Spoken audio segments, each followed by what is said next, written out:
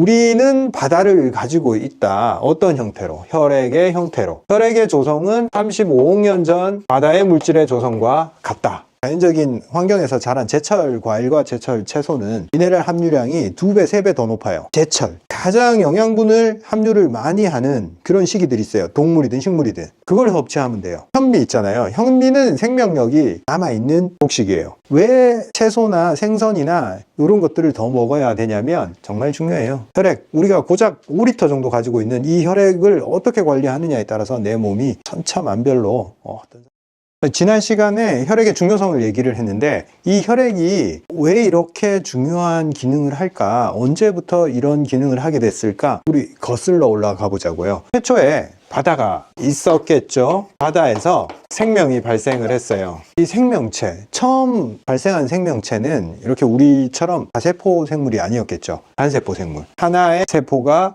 물에 둥둥 떠다니면서 옆에 있는 물질들을 흡수를 하고 필요 없는 거를 빼내고 이런 형태로 생명을 유지하면서 하나의 생명체로 작동하기 시작했을 겁니다. 그러다가 세포들이 모여서 있어 보니까 장점이 많아요. 작은 놈보다 큰 놈이 더 생존에 유리했단 말이죠. 그리고 형태를 만들어서 기능을 부여할 수 있죠. 세포들이 모이게 되면.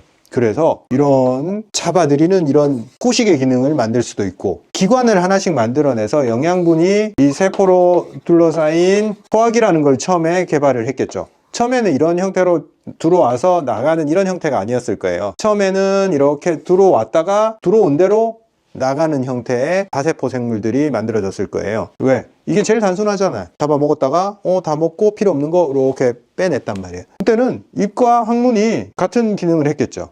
근데 더 효율이 높아지니까 투입하는 부분, 찌꺼기를 빼내는 부분 구분하니까 더 효율적이더라. 이렇게 점점 다세포 생물화가 되어 갑니다. 여전히 바닷속에서 생명을 유지를 했겠죠. 그래서 가장 이 세포 차원에서 중요한 것은 어쨌건 이 외부 물질인 이 바다와 물질 교환을 하는 겁니다. 단세포 생물일 때는 자기 주변을 둘러싼 바닷물과의 물질 교환, 이게 중요했겠죠. 근데 다세포 생물이 되면서 외부의 바닷물이 아닌 내부의 물질을 저장하는 이런 공간을 만들었을 때의 이점을 알게 됐겠죠. 그래서 내부에 뭔가 액체를 유지시킨단 말이에요. 이 액체는 처음에는 바닷물과 조성이 굉장히 유사했을 거예요. 고대의 바다. 지금 현재 대부분의 생명체는 혈액의 형태 혹은 체액의 형태로 수분을 가지고 있단 말이에요. 인간의 체액을 포함해서 이 조성이 뭐랑 유사하냐면 이 35억 년 전에 바다의 조성과 유사해요. 혈액의 물질의 비중들, 퍼센트가. 즉 여전히 바다에 혼자서 살아가던 이 단독 세포의 형태를 이 세포들은 똑같이 가지고 있어요. 단 달라진 것은 외부의 바다가 아니고 내부의 바다를 머금기로 마음을 먹고 그 내부의 바다로부터 영양분을 섭취하기로 한 거죠. 이렇게 했을 때 어떤 장점이 생겼냐면 첫째로 외부 바다가 온도가 변하든 물질이 변하든 얘를 일정 부분 일정하게 유지할 수 있는 거예요. 세포의 컨디션을 일정하게 유지할 수가 있는 장점이 생겼고 더 큰 장점은 외부의 물에 의존하면 이 물을 벗어날 수가 없잖아요. 그런데 내부의 물을 가지고 있게 됐어. 물 밖으로 나갈 수가 있게 된 거죠. 그래서 이 다세포 생물이 생기고 체액을 유지하는 시스템이 만들어지고 그 다음 육지로 물 밖으로 진출하게 된 거죠. 그러고 나서 세월이 흘러 사람이 되기도 하고 새가 되기도 하고 말하고자 하는 결론이 우리는 바다를 가지고 있다. 어떤 형태로? 혈액의 형태로. 혈액의 조성은 35억 년 전 바다의 물질의 조성과 같다. 그래서 혈액이 가진 이 미네랄 밸런스, 수분의 함량과 미네랄 간의 비율, 이게 바다랑 똑같아요. 농도는 물론 다르지만. 그래서 우리가 혈액을 관리를 할 때는 바다의 조성이 변하지 않듯이 일정하게 생명체를 감싸안듯이 이 바다의 미네랄 밸런스를 유지해야 돼요. 어떻게 하면 이걸 유지할 수 있을까? 인간이 몸속의 혈액의 미네랄 밸런스를 유지하기 위해서 뭘 하겠어요? 뭔가를 먹겠죠. 뭘 먹어야 될까요? 다른 생물들, 이렇게 똑같이 바다를 함유하고 있는 다른 생명체가 있을 거 아니에요. 이걸 먹음으로 인해서 얘들이 가진 조성을 인간이 가져다 쓸 수 있는 거예요. 가장 쉽게 가져올 수 있는 게 식물로부터 가져오는 거겠죠. 식물로부터 가져왔을 때 그 식물 세포액, 식물이 가지고 있는 그 수분들 속에 포함된 미네랄, 그거는 생명체의 밸런스이기 때문에 똑같이 우리한테 쓰일 수 있는 거예요. 근데 우리가 산업화가 되고 토양이 오염이 되고 화학 비료를 쓰면서 식물이 가진 이 미네랄 밸런스가 옛날에 비해서 계속 줄어들고 있어요. 그래서 옛날에는 이 철분을 섭취하기 위해서 하루에 시금치 조금만 먹으면 됐는데 지금은 4배, 5배 먹어야 겨우 채울 수 있다. 그래서 요즘 판을 치는 게 영양제를 통해서 그걸 강제로 주입하겠다. 아이디어는 좋지만 그게 과연 자연스러운 행동이냐? 결코 자연스럽지 않은 행동입니다. 근데 그러면 어떡하냐? 식물로도 안 되는데 그러면 영양제로 먹지 말라. 이 식물이 함유하고 있는 그 미네랄 양이 줄었다 하더라도 자연적인 햇빛과 자연적인 환경에서 자란 제철 과일과 제철 채소는 미네랄 함유량이 2배, 3배 더 높아요. 그리고 우리가 바다에서 이렇게 물고기를 잡아 먹을 때 낚시해 본 분들은 알 거예요. 어느 철에 누가 살찌는지. 가을 전어는 집 나간 며느리도 돌아온다 이렇게 얘기하잖아요. 먹어보면 맛이 달라요. 바짝 영양이 올라 있어요. 제철 가장 영양분을 함유를 많이 하는 그런 시기들이 있어요. 동물이든 식물이든 그걸 섭취하면 돼요. 정상적인 환경에서 자랐다는 전제 하에. 그리고 또 어떤 장점이 있겠어요. 저도 전어나 이런 것들 되게 좋아하는데 전어 제철이 아닐 때 비싸요. 근데 가을에는 너무 많이 나오니까 엄청 싸요. 제철 음식들의 특징이 뭐냐면 싸다는 거예요. 그러니까 자꾸 겨울에 수박 먹으려고 노력하지 마시라고. 겨울에 나는 겨울 채소 나물들이 있어요. 우리가 전통적으로 해먹는 그 시래기 같은 것들 있죠. 그럼 겨울에도 채소를 섭취하기 위해서 옛날 사람들이 개발했던 방법이고, 또 봄 되면 그 냉이 나오잖아요. 냉이, 쑥 같은 거 먹으면 느껴지지 않아요? 그 자연의 기운이. 그 향긋한 냄새가 차원이 다르잖아요. 그 냄새가 주는 어떤 기분이. 제철에 시장에 가서 가장 싼 채소가 제철 채소라고 보면 됩니다. 그리고 그 계절에 나는 가장 싼 과일이 제철 과일이라고 보면 됩니다. 그리고 어시장에 가서 가장 싼 생선이 제철 생선이라고 보면 됩니다. 그만큼 그 시기에 흔해지고 생산량이 많아진다는 것은 활발하게 생명활동을 그 시기에 하는 동물이든 식물이든 이라는 뜻인 거죠. 최대한 자연적인 형태에서 동물, 식물, 채소, 과일도 있지만 이거 해조류. 해조류 제가 많이 먹으라고 말씀드리잖아요. 해조류가 가공을 안 해도 그 자체가 가진 맛이 있잖아요. 그 맛을 의미하면서 먹어야 돼요. 우리가 김을 먹을 때 뭐 이렇게 소금 바르고 뭐 이 기름 바르고 해서 이렇게 먹잖아요. 그 맛김 이런 거 먹지 마세요. 그냥 생김 있잖아. 그냥 터프한 김.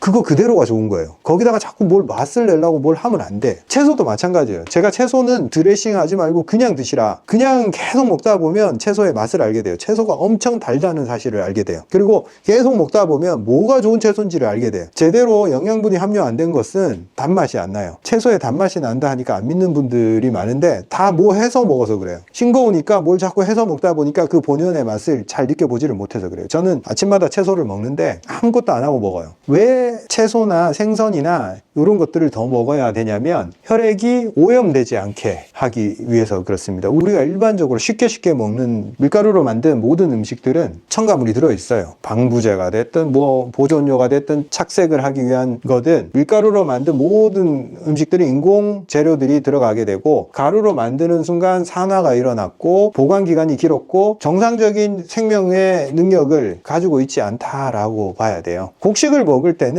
이 생명력을 가지고 있냐 없냐, 세포가 기능이 유지가 되고 있냐 없냐, 이거에 의해서 곡식의 품질을 좀 따져봐야 돼요. 현미 있잖아요. 현미는 생명력이 남아있는 곡식이에요. 현미를 딱 24시간 동안 이렇게 물에 불려 놓으면 발화를 해요. 배아가 살아있다는 거죠. 그런데 이거 밀가루, 밀 같은 거 오래 보관된 거 백날 물에 넣어봐요. 이게 싹이 나나? 이미 죽은 거야. 이거는 이 보존 처리를 하면서 모든 기능이 다 깨진 거예요. 가루로 만드는 순간 얘의 생명력은 이미 상실했다 보면 됩니다. 그리고 아까 현미 얘기해서 그런데 현미를 이렇게 물에 불려 놓는 그 과정이, 우리가 씨앗들은 전부 다 조건이 아닌 데서 발화를 하게 되면 얘는 기능을 잃어버리잖아요. 그래서 코팅이 돼 있어요. 이렇게 코팅돼 있는 게 있는데 이걸 24시간 물에 담궈 놓으면 이 코팅층이 벗겨지면서 얘가 프로그램이 작동하기 시작해서 발화가 되기 시작합니다. 그래서 이 코팅층은 이 좋은 물질이 아니에요. 소화하기도 힘든 물질이기 때문에 이렇게 발화시키면서 물에 담궈 두면서 이 물을 자꾸 따라버려야 돼요. 24시간 담궈 놓으면서 한 2번 정도 따라내는 게 좋습니다. 혈액의 깨끗함을 유지하기 위해서 쓸데없는 걸 안 먹어야 돼요. 가공식품들. 이 인간이 영리를 목적으로 뭔가를 값싼 재료를 좀 있어 보이게 만드는 것들이 다 가공식품이에요. 다 죽은 식품들이죠. 그걸 혈액에다가 넣으면 혈액의 기능은 점점 죽어갑니다. 생명과 관계없는 물질들이 들어왔기 때문에. 우리가 영양소, 4대 영양소 그러고 준다고 해서 몸이 건강해지지 않아요. 원래 생명을 가졌던 그 생명을 유지한 채로 우리가 흡수를 해야지만이 그 기능들을 다 온전히 사용을 할 수 있단 말이에요. 가공을 하고 분쇄를 하고 첨가를 하는 순간 그 구조들이 깨지고 거기서 화학적 변성이 생기고 독성들이 발생하기 시작합니다. 생명체는 그 독성을 처리하고 변질되지 않게 스스로 유지하거나 효소작용을 하는 기능을 다 가지고 있는데 가공을 하는 순간 그 기능은 다 상실됩니다. 죽은 거와 살아있는 것은 큰 차이를 보입니다. 혈액에 오염 물질들을 넣지 마라. 그리고 많은 양의 육류를 먹게 되면 혈액이 끈끈해지고 그 기름을 처리를 하지를 못하고 자꾸 응고가 되고 안에서 그걸 처리한다고 에너지 소비가 많아지고 물질을 거기다가 다 잃어버리게 됩니다. 우리가 기껏 좋은 거 많이 먹고 좋은 채소 많이 먹는데 고기를 많이 먹어서 그걸 처리하는 데 다 쓰여버리면 내 몸의 세포의 차원에서는 자꾸 물질 부족이 일어나요. 그래서 고기를 먹어도 되는데 고기 1이면 채소 10을 먹어야 돼요. 그래야 조화가 맞아요. 고기 먹으면서 고기 다 먹고 라면 끓여 먹고 흰 쌀밥 먹고 이러면 안 돼요. 탄수화물들은 자꾸 몸을 피곤하게 하고 당만 늘리기 때문에 의미가 없어요. 먹으려면 자꾸 이제 발화될 수 있는 이런 살아있는 곡식을 먹으려고 노력을 해야 된다는 거죠. 그리고 또 혈액을 깨끗하게 하기 위해서는 고여있는 물은 다 오염이 되고 썩어 나간다. 이걸 봐야 됩니다. 우리 도시에도 호수가 있는 도시가 있고 강이 있는 도시가 있고 바다를 끼고 있는 도시가 있잖아요. 그런 도시에 사는 사람들은 다 알 거예요. 뭐가 가장 깨끗한지. 가장 깨끗한 건 항상 바다예요. 바다는 맨날 썩히고 흐르고 많은 물질들, 거기 생명체들이 살아가면서 오염을 극도로 잘 막아내요. 바닷물이 썩는 거 봤어요? 바닷물은 잘 안 썩어요. 늘 깨끗한 걸 유지를 해요. 그 다음은 강이겠죠. 강은 그래도 깨끗한 게 자꾸 흘러나오니까 오염돼도 자꾸 밀어내는 거죠. 근데 호수 주위에 사시는 분들 아실 거예요. 호수물이 얼마나 더러운지. 정체돼 있고 고여있는, 보기에는 이렇게 잔잔한 호수가 제일 예쁜 것 같잖아요. 근데 안에는 엉망인 거죠. 멈춰있는 물은 계속적으로 오염이 되고 새 물로 갈아낼 수도 없고 유기물에 의해서 안에서 부패가 일어나요. 혈액도 마찬가지입니다. 계속 흐르게 하지 않으면 안에서 혈액에 부패가 일어나요. 혈액을 움직이게 하는 건 단 한 가지밖에 없겠죠. 운동, 피를 돌려라, 운동, 요것밖에 없겠죠. 원래 바다 속에 살 때는 이 세포가 바다에서 살 때 이 주변 바닷물은 항상 정화가 돼 있고 깨끗해서 살기 나쁘지 않았어요. 근데 우리가 이 방향을 버리고 많은 세포들로 이루어진 어떤 형태로 살아가겠다 마음먹었고 내부에 바다를 머금기로 마음먹었는데 이거는 유지관리가 필요한 바다예요. 완전히 자체적으로 이렇게 정화가 되는 바다가 아니고 바다를 가지고 있는 이 몸 주인이 이 바다를 관리를 해줘야 돼요. 좋은 거 밸런스 맞춰주고 오염되지 않게 흐르게 만들어주고 자꾸 이런 당류나 이런 찐득찐득한 동물성 기름 같은 거 넣어가지고 바다를 오염시키지 말라 이거죠. 인공적인 거 자꾸 먹지 말라는 거죠. 무조건 자연적인 거, 살아있는 거 찾으려고 노력하면 뭐가 살아있고 뭐가 죽었는지 보일 거예요. 오늘 혈액이 왜 중요하고 혈액을 어떤 개념으로 대해야 되는지 그 중요도를 길게 말씀드렸습니다. 정말 중요해요. 혈액, 우리가 고작 5리터 정도 가지고 있는 이 혈액을 어떻게 관리하느냐에 따라서 내 몸이 천차만별로 어떤 사람은 건강하게 오래오래 병 없이 살고 어떤 사람은 맨날 문제가 생기고 끝없이 아프단 말이에요. 그 차이가 거의 혈액을 어떻게 다루느냐에 따라서 그 극명한 차이가 나버린다는 거죠. 내가 조금 약하게 태어나고 허약하게 태어났을지언정 관리하는 거는 내 몫이란 말이에요. 내가 약하게 태어난 걸 탓하지 말고 부족한 걸 탓하지 말고 내가 할 수 있는 걸 하면 되는 거예요. 우리 다 같이 조금 더 노력해 보자고요. 건강해질 수 있습니다. 감사합니다.